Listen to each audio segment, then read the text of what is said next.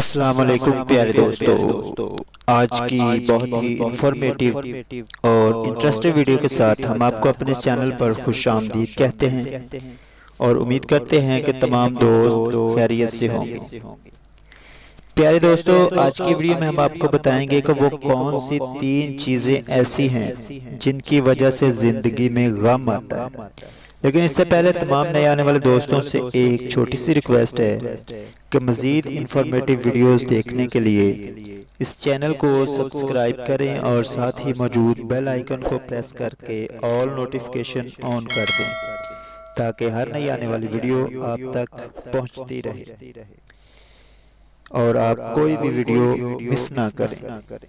جی تو ہم آپ کو بتانے لگے ہیں کہ وہ 3 چیزیں جن کی وجہ سے زندگی میں غم آتا ہے۔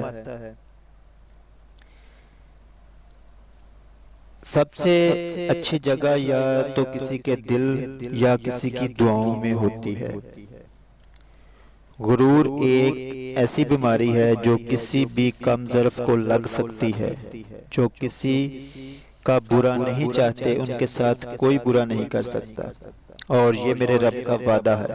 کامیابی کا فارمولہ شاید مجھے معلوم نہ ہو، لیکن ناکامی کا نسخہ یہ ہے کہ ہر شخص کو خوش کرنے کی کوشش کی جائے تو مشین کو زنگ لگے تو پرزے تو شور کرنے لگتے ہیں، اور عقل کو زنگ لگ جائے تو زبان فضول بولنے لگتی ہے۔ دیواروں کے پاس کان ہوں یا نہ ہوں، لیکن فرشتوں کے پاس قلم ضرور ہے۔ 3 چیزیں ہمیشہ غم میں مبتلا رکھتی ہیں۔ نمبر 1 غفلت، نمبر 2 حسد، اور نمبر 3 فہم۔